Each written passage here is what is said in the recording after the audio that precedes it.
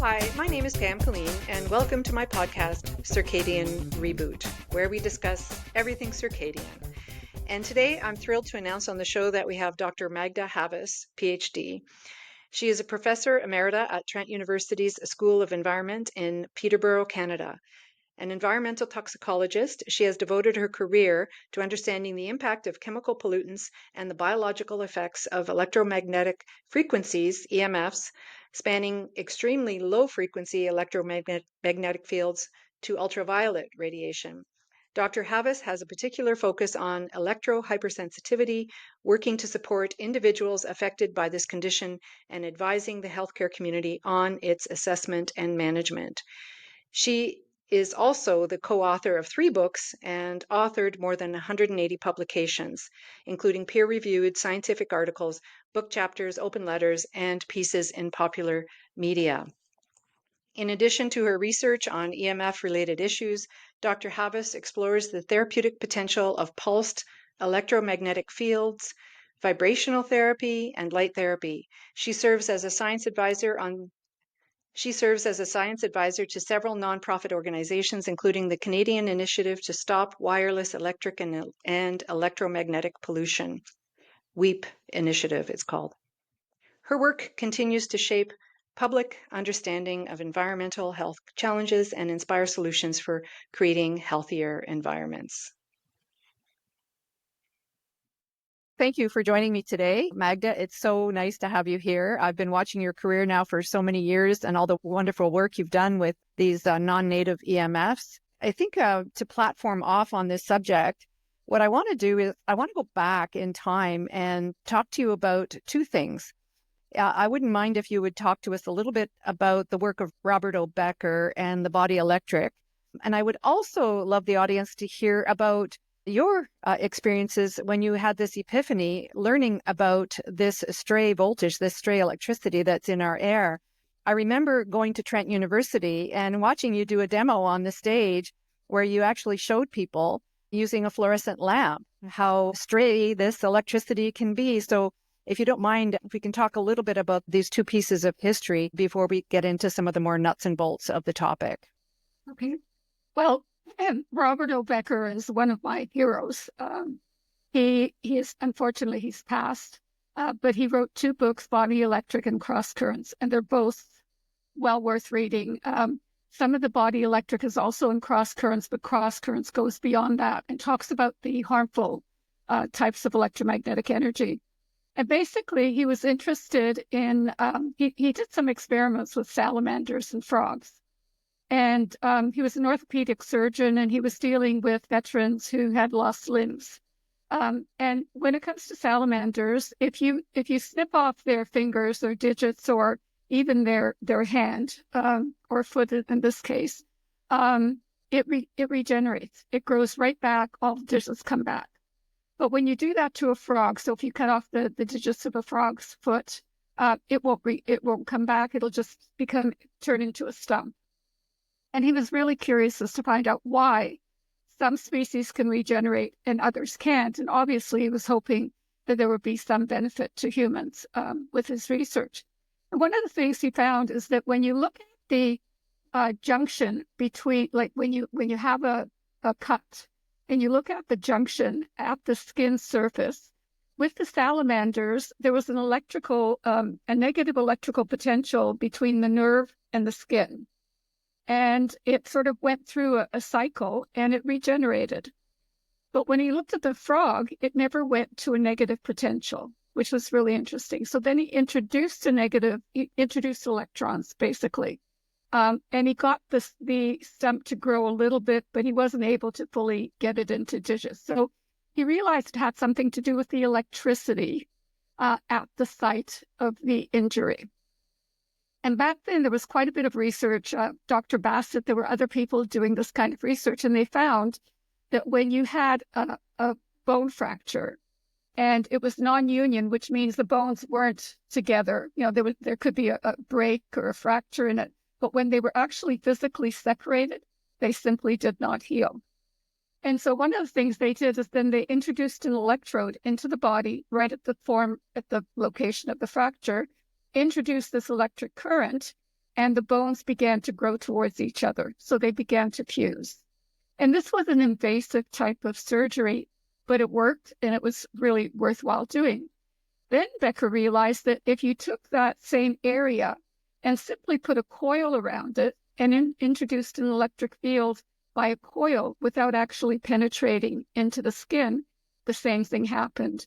And this became very popular. It's used today. It was basically, developed in the 1970s. So that's 50 years ago now. And then they found out that this kind of injury, whether it was soft tissue injury, could have the same effect.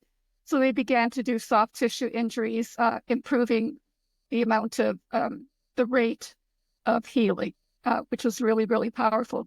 And now they're doing that, as you know, with light therapy. So you could have, if you've had some sort of, let's say, a bruise on your foot, you've stubbed your toe and there's a huge bruise there. When it comes to your feet, it's really hard. It takes a long time for things to heal because of the circulation. But you introduce the red light to it and it will heal within a matter of minutes. And light is electromagnetic energy. So it's just an offshoot of what they were doing originally. And, when I read his book, Body Electric and Cross Currents, this was totally new to me. I had no idea about any of this and was totally fascinated. What I did know at the time was some of the harmful effects of being exposed to electromagnetic frequencies, particularly radio frequency radiation, but also low frequencies. And then something interesting happened. I was doing some research looking at electric and magnetic fields in different communities. And we know that electric and magnetic fields are generated by power lines. And there was some research being done at the time showing that children who lived near a high voltage power line had a greater risk of dying from leukemia. And there was one study that came out in 1979 by Wertheimer and Leeper. And initially it was just ignored by the community because this was such an unusual concept that no one ever thought of it. And then it turned out that other people started replicating the study. And Dr. Savitz, who was well known in this field for particularly occupational exposure, he repeated it in Denver, Colorado, using the exact same method that Wertheimer and Leeper used. And he was able to replicate it. And he found the same thing, that there was an increased risk of children dying from leukemia if they lived near close to one of these power lines. And later on, the research turned out that if you had a high magnetic field on the pipes, your water pipes, that was associated with the leukemia. So they thought some of it was actually coming through the ground and coming up through water pipes. Anyway, I'm trying to make a long story short. I can go off in multiple directions, but to make a long story short, we published our study on electric and magnetic fields in different communities. We did 60 communities just to see what the levels were and how much they differed. And it was written up in the Globe and Mail. And I got a phone call from a woman in Toronto who told me that her daughter was electrically hypersensitive and that she had just started going to a school. She was also had attention deficit hyperactivity disorder and a few other issues. And she was going to a private school. And she found that when her daughter went to the school, she became really ill. And she had to come home at lunchtime and slept all afternoon. So she wasn't able to get a good education. And the mother had heard about something called dirty electricity, which I hadn't heard of at the time. And she heard this from a niece in Wisconsin. And the niece in Wisconsin was also electrically sensitive. And they had plugged these filters, special filters designed to remove dirty electricity, into the home. And that seemed to relieve her symptoms. And so this woman in Toronto ordered the filters, put them in the house, and her daughter's health improved. Her husband felt better. She felt better. She had 2 dogs that were misbehaving a lot, and they just calmed down completely. So she was convinced that there was dirty electricity in the school. And she wanted to plug filters into the school to help her daughter so she could actually participate. And this was before we had Wi-Fi. So we're not dealing with radio frequency radiation in the school. This was before smartphones or iPhones were popular. So we were really dealing with just low frequency electric and magnetic fields and dirty electricity at the time. she got permission from the principal to install these filters. And she said, the reason I'm contacting you is I'd like you to do a study at the school, because I think more people at the school, not just my daughter, will benefit. And I'd like it documented. And at the time, I was very skeptical. I didn't know very much about dirty electricity. I thought the filters were bogus. I'm sort of skeptical to begin with. But I was so impressed with this mother wanting so much to help her daughter, and that really moves me. And she was paying for all the filters. She was paying for everything. And I thought, well, we could do a study. And if it doesn't show anything, that's useful from a scientific perspective. So I was not expecting to get any positive results at all. And one of the things that was limiting our ability to get positive results, even if the filters worked, was at the time we thought maybe 3% of the population was electrosensitive. And there were less than 40 teachers in the school. So, 3% of 40 is a very small number. And I thought, well, we really don't have the power in the school, but we'll do it and see what happens. So we did the study. It lasted 6 weeks. We did 2 weeks before the filters were installed, 3 weeks with the filters, and then another week afterwards, because we didn't want a seasonal effect to interfere with the results.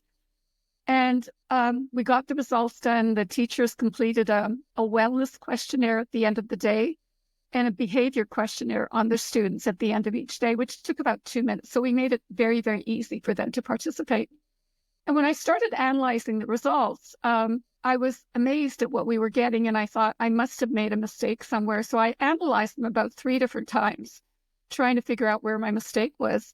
And what we were finding is that about 65% of the teachers in the school benefited while the filters were in. And this didn't relate to the level of electrosensitivity. So my concept now is that many more people are electrically sensitive than you might imagine.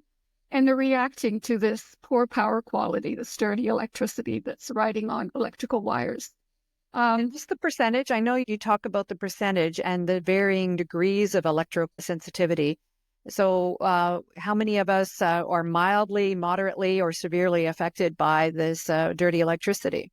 Well, whether it's dirty electricity or some other form of electromagnetic pollution, I don't really differentiate between the two. In this particular case, it was a very high percentage that benefited. But I normally think that maybe up to 3% of the population are severely affected, meaning that they could not be in that school teaching because they would become too ill. So these people are really disabled by their extreme sensitivity. And then I think about another 30%, and this is after we did the study in the school, I think another 30% are mild to moderately sensitive. And that number keeps changing over time. And I think it might even be higher than that now, simply because we're exposed to so much more radiation with 5G, with smart meters, with everyone using cell phones, or almost everyone using cell phones. There's so much radiation in our environment at home, in school, at work, that more and more people are reaching their limit and they're going over it, and hence they're developing the symptoms. So yeah, I can't give you an exact number, but all I say is, and this is a conservative estimate, at least a third of the population has some degree of sensitivity. And there are others will say we're all sensitive. And I agree with that, because we're actually electromagnetic beings. We don't think of ourselves like that, but we are electromagnetic beings. Every cell in our body has an electrical potential across the cell membrane. Our nervous system, our heart, our brain is all running on electricity.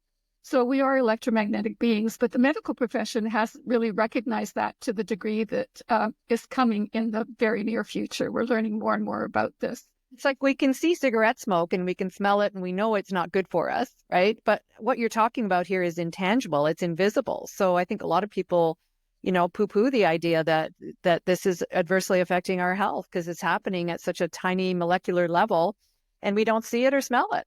That's right. And then it's hard, because of that, it's hard to recognize that this might actually be affecting us. Also, unfortunately, our government and the government in a lot of other countries, the United States, Britain, Australia, they don't recognize this as a serious problem.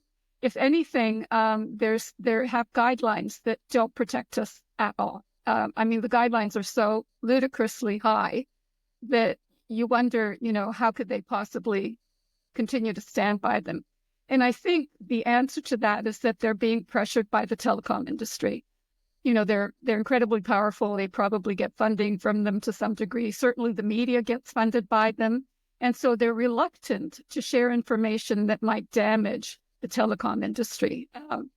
But eventually... They could remediate some of this on their own if they would improve their technology so that it's not as invasive for us at a cellular level. But the cost of their products would probably go up. So is that part of the deterrent why they don't help us out a little bit more here? No, I don't think the cost of their product would go up. And as a matter of fact, I think this year there was a paper that came out on how cell phones could be improved so that they didn't emit that much radiation. I'm not opposed to people using cell phones, but I think there's a safer way of using them, and no one's doing, or very few people are doing that unless they're in the know. And very often when people come, and tell me, and I get these calls all the time, that they're electrically sensitive, they're reacting to everything, their life is falling apart.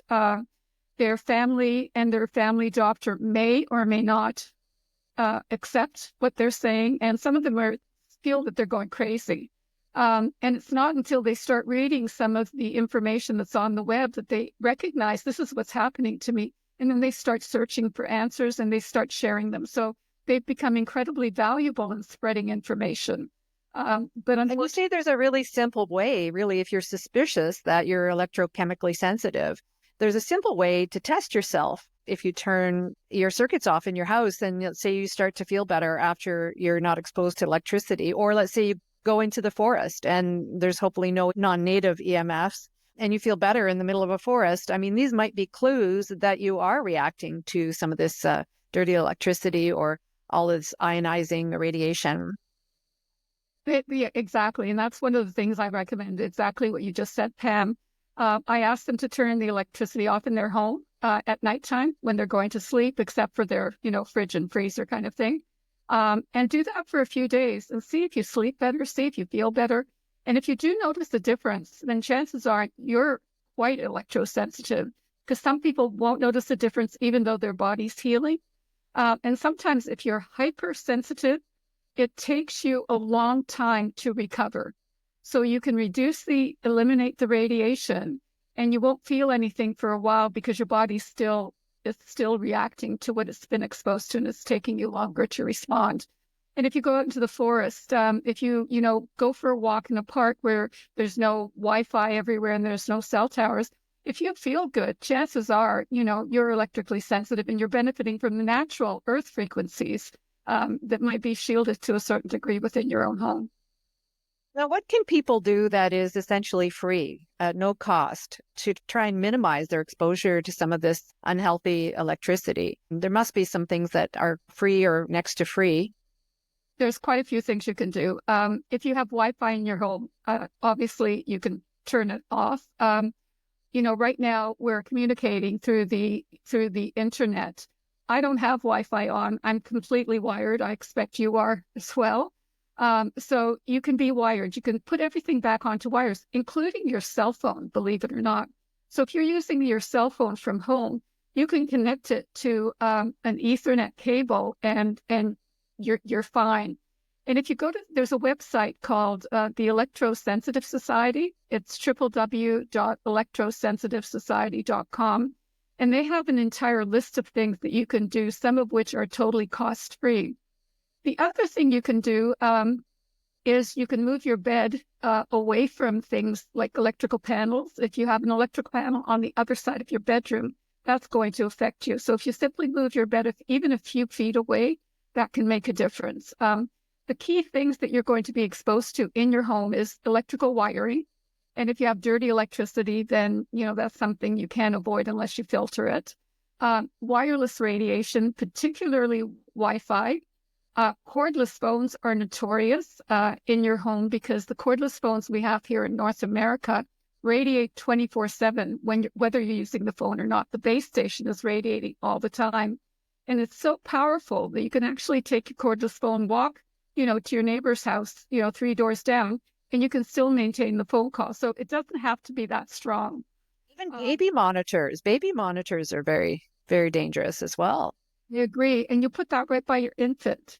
And the other one is usually, with the mother on a belt or something, so she can constantly be in touch. So it's hurting the mother and it's hurting the child. And the levels are usually that high that it hurts everyone in the home. So it's not just who's right close to it, but everyone in the home.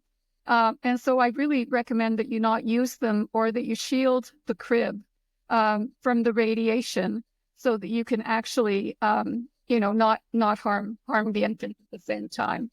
There's filters you talked about that you can buy. Now, this is obviously a cost. And over the years, I know you've done some research testing these filters. If people want to invest in them, that's fine. But I think what's really compelling is what you observed when people would add these filters to their home. This alludes to the story you told us earlier, but you've got countless testimonials just like that. I know I saw a video of a man who had what was Parkinson's disease or something like that. And after putting these filters in his house, how much better he was doing? It was multiple sclerosis. So we've actually published this research. You're out of focus, Pam. I don't know if you noticed that at all. I know my camera does that every so often, so I apologize. We'll just keep going. So we've done research and we've published it with objective evidence. So we've got diabetics. Some diabetics are electro-hypersensitive as well. And we found that with these diabetics, if you remove the dirty electricity in their home, and this was once again before Wi-Fi, so it might not have as severe an effect if you still have a lot of other types of radiation.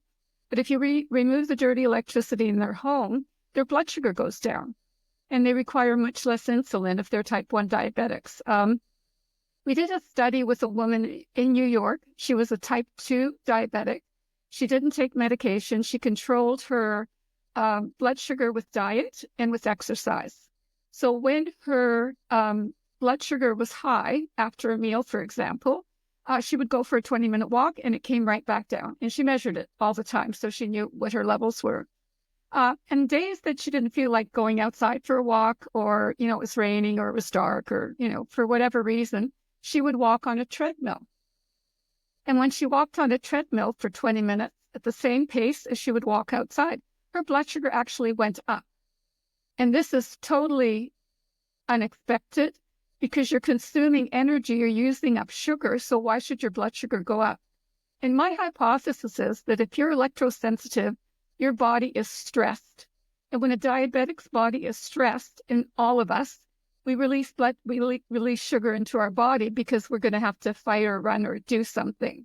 And so their blood sugar actually goes up. Now, if doctors knew about this, they would warn their patients not to work out on electrical equipment like a treadmill, because it might adversely affect their body, which in this particular case it did. We also worked with children who were type 1 diabetics. We worked with elderly people who were type 1 diabetics, and they required much, much less insulin when their home was filtered than before their home was filtered. So some percentage, and I don't know what that percentage is, but some percentage of the diabetic population is also electrosensitive, and hence they have to really be aware of the environment they're in. I have a colleague who was pre-diabetic, and he found that whenever he worked near high voltage transmission lines or power lines, his blood sugar would go up. And if he was in a clean environment, it would go down. And he went to his doctor to find out, because they were thinking of prescribing insulin for him. And his blood sugar was very high. He was waiting in the doctor's office, and his blood sugar was very high. And the doctor said, well, we're going to have to put you on insulin. He said, but no, I think I'm reacting to your clinical environment, which has dirty electricity in it. And most places have it. So he said, let me sit out in my car for 20 minutes and I'll come in, take my blood sugar right away and see what happens. So he did. 20 minutes later, his blood sugar was normal. So doctors need to know about this. We put filters in an old folks home, and there were a number of patients who were diabetic. And we warned them. We said, when we put these filters in, please double check, triple check your diabetic patients who get insulin, before they go to bed and, in the morning, that kind of thing, and after food. I said, please check their blood sugar more regularly because it's likely to change. And the doctor who was on the premises just ignored us, thought we were crazy. And the nurses found that they had to go in and give sugar pills to some of the diabetics. They had to wake them up and give them sugar pills because their blood sugar was so low that they had to raise it because of the amount of insulin they got was too much and their blood sugar was regulating. So this is, it's been repeated so many times, it's no longer a fallacy or just an anecdotal evidence. And with the heart, of course, the heart is affected by electricity as well. And you've seen cases where people have heart palpitations in and around a lot of this dirty electricity as well.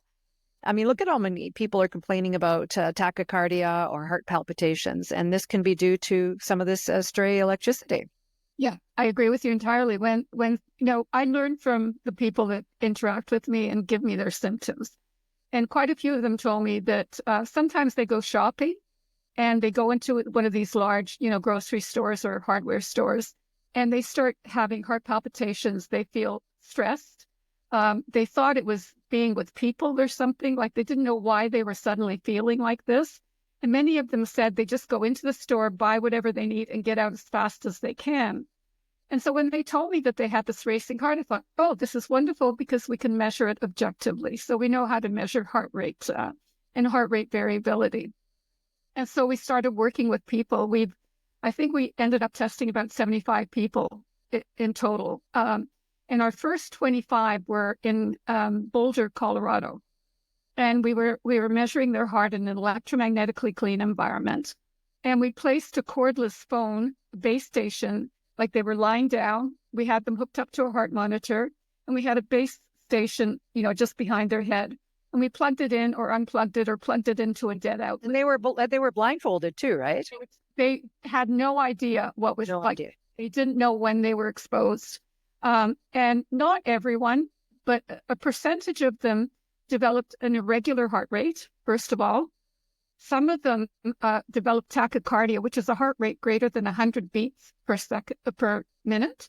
And this is while they're not moving. They're just lying down. They're not moving. Some of them fell asleep during the experiment, and yet their heart reacted to this radiation. And we published that as well. And there's a 16:9 documentary where one of the subjects that we tested volunteered to be recorded live on air. And 16:9 came, they filmed everything, and he's lying there. He's got the monitor on.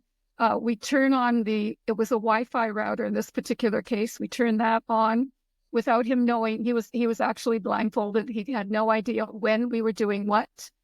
And as soon as we turned it on, he said, I feel something. And he explained what he felt. And then we could see it on the screen where his heart was just beating, going crazy. And then we unplugged it, and all of this is recorded. And the reporter went up to him, showed that there was nothing being emitted, And she said, how do you feel, Martin? And he said, fine. I don't think anything's on. So, I mean, you can't ignore all of this kind of information. And when we look at heart rate variability, we get a sense of what's happening to the autonomic nervous system. And what we find is that the sympathetic part of the nervous system is upregulated. And this is our stress response. And it's fight, flight, or freeze, right? Those three things. And when the parasympathetic is dominant, this is our rest, digest, and heal. And so if we're never in parasympathetic, we can't heal. We can't rest, we can't sleep, and we can't digest. We have digestive issues. So all of these health concerns, the chronic health concerns we're experiencing, some percentage of them are simply due to the electromagnetic environment these people are living in. And this affects sleep, which is something I'm very, very interested in. And that's the focus of my new website, is helping people with their sleep. With all of this elevated cortisol, this interrupts your sleep. And then imbalance in blood sugar, of course, you're going to wake up, you can't fall back asleep again. You're constantly, like you said, you're in a sympathetic dominant state. And it's to an invisible source. So people are scratching their heads trying to figure out why they're not sleeping properly. And this is something maybe that they haven't investigated as yet. And if they can't sleep, they're chronically tired, like they can't function normally. So it really affects your quality of life to a severe degree. Now, have you had any luck petitioning the government? Have you seen any improvement in terms of their open-mindedness to this or the medical establishment? Is anybody listening to you, Magda?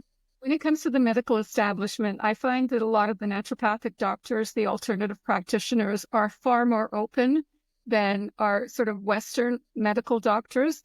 And there's a reason for that. And I'm not blaming the West. I'm not blaming the doctors. We have a healthcare system that is over-regulating our medical profession. If you stray outside of your lane, if you try something with your patients that has proven helpful in other conditions, but you're applying it to something novel, you can lose your medical license. So these people are afraid of losing their medical licenses. And some of the best doctors I know have lost their medical licenses because they put their patients first. And in my mind, when it comes to the relationship to your health, you and your doctor should be the two key players in that, not the government, not health insurance agencies, and certainly not the Canadian or the American Medical Association. They shouldn't be telling you what to do. Once you've developed, you've got your license, as long as you do no harm, then I think they should allow you to do different things, including experiment with your patients, should the patient agree. And that's not happening. So when it comes to the medical profession, it's the authorities that I blame, not the healthcare providers. They'd like to try some of this. Their hands are tied. They don't want to lose their jobs. I would agree. Yep. When it comes to the government, they have blindfolders on. And once again, I think they're pressured by the telecom industry not to make any changes. The guidelines, just as an example, the guidelines in Canada for radio frequency radiation are 10 million microwatts per meter squared. That's 10 million microwatts per meter squared. The levels that cause heart palpitations in the people we worked with is less than 1 microwatt per meter squared. So we're dealing, it just does not make any sense at all. We don't need these. There are some countries, though. There are some countries that have made some improvements, like I think it's France and maybe Sweden have made some changes. Well, Sweden was the first one to actually recognize electro-hypersensitivity, and they have made changes both for radio frequency and for low frequency electromagnetic field. They have some of the best guidelines. Russia, Eastern European countries, they have a socialist healthcare system, and so they're trying to save money. And the pharmaceutical industry hasn't got the power over them, thank God. So they're trying all sorts of different things, and they're the leaders in this, as far as I'm concerned. That's migrated to Germany through the union between East and West Germany, and now that's coming to some of Western Europe as well. So it's beginning, the floodgates are beginning to open. And I don't want to get too political here, but with Trump being, the president-elect and him recommending Bobby Kennedy to look at healthcare, I think that could potentially change everything because Bobby Kennedy has a very open mind. He recognizes how important, food is, and additives are a real problem. There's problems with vaccines. Not all vaccines are bad, but some of the recent vaccines that they're using haven't been tested appropriately, and they're not safe and effective as far as the research is showing. Yet some of the health authorities, the CDC, for example, Health Canada, they're still recommending that pregnant women get vaccinated, that they vaccinate infants, which in my mind is absolutely ludicrous. I'm not a vaccine expert, but I have been following this. And we even did a study on COVID in some of our research. And we found that in the United States, the states that had 5G millimeter waves activated had a doubling of the rate of cancer incidence and cancer deaths compared to states that didn't have 5G. So this rollout of 5G is simply going to exacerbate many of the chronic illnesses that we're already facing. Oh my goodness, it's this is tough information to take in because we're all surrounded by this technology. We have talked about solutions. Do you see any ray of hope at all, Magda, where this situation can improve unless we actually just take it upon ourselves to make the change? Well, definitely. I'm an environmental toxicologist, and I've studied, acid rain, metal pollution. I teach about asbestos and all of that. And in every single case, once the evidence becomes so overwhelming, and once the population recognizes this, the government has to respond. They're reluctant to respond because they don't know what to do in some cases. But there are all sorts of things that you can do. You can actually minimize your exposure within your own home considerably, and even reducing it rather than eliminating it is beneficial. So anything you can do to reduce your exposure, and that includes the way you use your cell phone, whether or not you have Wi-Fi, whether or not you turn Wi-Fi off at night, whether you shield your smart meter, for example. So there's all sorts of things that you can do to minimize your exposure. And every single one of those steps is going to help improve the health of your family. And you talked earlier about schools. What can we do to help protect our children? We have to get Wi-Fi out of schools. We can wire everything. If you don't take the Wi-Fi out, another thing you can do is simply have classrooms where the teacher can turn the Wi-Fi on and off when they're being used. So you might have a period where you say, okay, for the next 10 minutes, people can go on the internet and download whatever they need to download, and then the Wi-Fi gets shut off. Schools have, brick walls concrete walls that are pretty thick. So the movement of Wi-Fi through a thick concrete wall is much less than through a narrow brick wall. And so by turning the Wi-Fi off in a classroom, that would really reduce the exposure in that classroom, even though there's other parts of the school that might have it on. So we really have to do. Yeah, and then you'll see the behavior of the children improve, their learning abilities improve. I mean, there's a whole list of symptoms. You talked about headaches. I mean, there's even vision problems, pain, coordination. We talked about sleep, heart palpitations, fatigue, digestive issues. I mean, pain in the extremities and so on. I mean, so many symptoms can be triggered by all this dirty electricity. But at a cellular level, what is happening? If you can just tell us briefly about that. I understand that all of this dirty electricity can actually interfere with our calcium channels. So obviously that will have an effect on our health at many different levels, including our muscular health.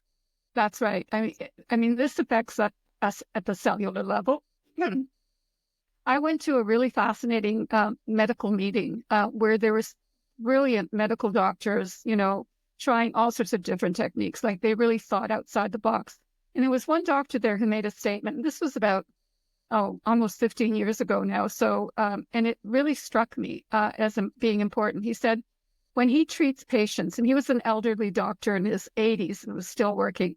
He said, when he treats patients, he looks for three things. He said, one, do they have all the nutrients they require? All the minerals, vitamins, that sort of thing, because we're not getting enough of it in our food. And he said, and if they're lacking anything, I supply it, which makes sense. And I've heard that's quite common. He said, the second thing I look at is whether or not there's toxins either in their environment or in their body. And if there are, then we try to remove them in a safe, way. And that makes sense at all. And usually most doctors, those are the two things they look for. But he came up with a third thing, and this is what really surprised me. He said, the third question I ask is, are the cells in the body communicating with each other? Are the cells in the body communicating with each other? I thought that was kind of an interesting concept. Of course, they have to communicate because we're a system. We have to, the fact that I move my hand here, my other hand needs to know that, right? Or if I'm holding something. But we can't communicate chemically fast enough for everything to happen. And I thought maybe we can look at this, not from a chemical perspective, which is what he was using, but from an electromagnetic perspective. And so we asked three questions. One, is your body getting all the electromagnetic frequencies it requires? And that includes sunlight. It includes the Earth's magnetic field, includes human resonance. So we're getting natural frequencies from the Earth that are maintaining our circadian rhythm, which you know a lot about and you do a lot of research on. So that's one thing. So are we getting all the essential frequencies? And if we're not, we supply them by red light therapy, pulse electromagnetic field therapy, whatever. The second one, or providing the Schumann resonance, for example. The second one, are we exposed to toxic electromagnetic energy? And that's what I do research on, right? So, of course, we're exposed to toxic energy. That's what we've been talking about here. And the third one, are our cells communicating electromagnetically. And Dr. Ross 80, back in the 1980s, I think, said our cells are whispering to each other electromagnetically. And since then, we've heard from Dr. Fritz Popp in Germany that our body is producing biophotons, and these are very weak forms of light. And he believes that our cells are communicating each other through biophotons. And if there's anything in the environment that interferes with that communication, it can disrupt everything. And that's what I think is happening. That's why even very low frequencies are affecting the body, because they're interfering with our cell-to-cell communication or our organ-to-cell communication. And because of that, our body begins to just go into some sort of dysfunction, and eventually that shows up as a disease or a disorder. Do you think grounding can offset some of this, either by going outside in your bare feet or buying grounding mats? Is that something people can use to try to boost this communication? Okay, grounding, I think, is very important. I have some issues with the way grounding is being sold to the public. You're encouraged to buy grounding mats that you put on your bed. So there's some sort of metal in them, and you plug them into a grounding receptacle. So it only has one plug and goes into the ground receptacle. Sometimes that could be polluted with ground current, unnatural ground current, or with even dirty electricity if there's some wiring issues in your home. And so initially you might feel some benefit, but over time what people are telling me is they begin to feel ill and they have to disconnect the grounding. What I strongly recommend is that you go and ground yourself outside. You know, you walk in bare feet whenever you can. Even in winter, if you could just go out and, hug a tree and step outside and get that fresh air and be exposed to sunlight without any kind of sunscreen, that's going to be your best medicine. So I don't recommend grounding mats, although they might be beneficial in certain circumstances if you have really pure electricity coming, or in your home, and you don't have. Can you use a grounding rod? Would a grounding rod be a little bit better choice, either through the ground or maybe through your copper pipes under your kitchen sink or what have you? Except if you have dirty electricity coming through and it comes through your copper pipes, right? So we found that if you're in an area close to a power line, you get that electricity coming through the ground into your home, and so that's not healthy either. But a grounding rod could potentially help if you don't have a ground current problem, implying artificial electromagnetic fields flowing through the ground. If you don't have a ground current problem, then that could be beneficial. And there are testing devices you can get to check for that, right? That's right. Unfortunately, measuring ground current the technology is quite expensive. It's several $1,000s. When it comes to testing some of the other things I've been talking about, the magnetic field, the electric field, the radio frequency, you can get things that are just a few $100s. So they're much more affordable. Okay, good. Well, I'll try and feature some of these products on my website. I'll get in touch with Safe Living and maybe feature some of them so people have an idea of what they can buy. And I think we can probably start winding down here. We've covered so much information, Magda. Oh my goodness, you're just such an encyclopedia of knowledge here. Is there anything else that you can share with us to try and wake people up to how important this subject is? Well, we have to take our health into our own hands, I think. And if we go to doctors, we have to ensure that they're really on our side rather than trying to follow some narrow path, whether you're dealing with cancer or reproductive problems or electro-hypersensitivity. There's a lot you can do. There's a lot of good information on the internet. Unfortunately, there's some bad information as well. But if you go to some reputable websites like the Electrosensitive Society, there's a wealth of information there that will really benefit you. There's also healing therapies that you can use, the light therapies, different types of light therapies, different types of pulsed electromagnetic field therapies that can actually help people who aren't too sensitive. Some very sensitive people can't tolerate them initially until they get to a certain level. And we've come up with something called R squared ID cubed. And all of those stand for what you can do if you're electrosensitive. And I have a YouTube video on that I can share with you, Pam. And if you want to put it on your website, people can go to that. It explains what electrosensitivity is, what the symptoms are, what you can do to help yourself based on what made you sensitive in the first place. And what could make you sensitive could be something like mercury fillings, because that's a neurotoxin, aluminum in your body. Lyme disease usually creates an electrosensitivity, an impaired immune system. So depending on what caused your sensitivity, those are the things you have to go to that root cause, treat them, and then eliminate your exposure, get rid of the mental stress that you're dealing with. And there's auricular chromotherapy that you've become aware of recently that will help with that.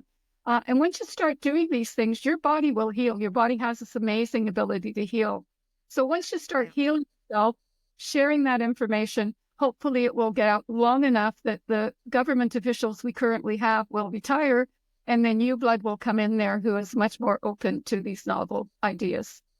Hear, hear. Yes, I hope we can see a transformation happening soon, a revolution, if you will, because we have to take our health back into our own hands. As I said earlier in another interview I did, I said we're moving from healthcare to self-care. I see it so evident in the last couple of years. People are so frustrated with our system right now that they're very disillusioned, angry even, and it's leaving people with no choice but to go towards this self-care model.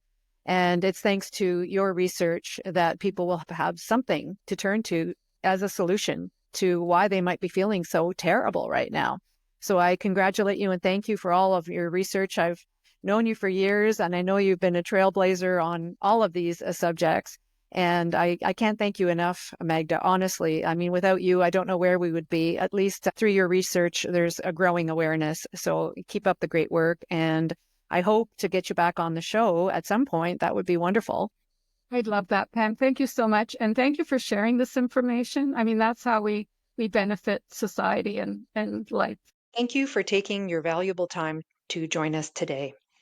The information provided on my website, community forum, and podcast is intended for informational purposes only and should not be construed as medical advice.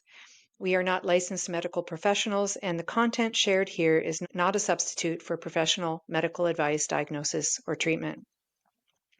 If you are seeking health advice or have specific medical concerns, we strongly encourage you to consult with a qualified medical doctor or healthcare provider. They are trained to evaluate your individual health needs and provide personalized recommendations tailored to your unique circumstances.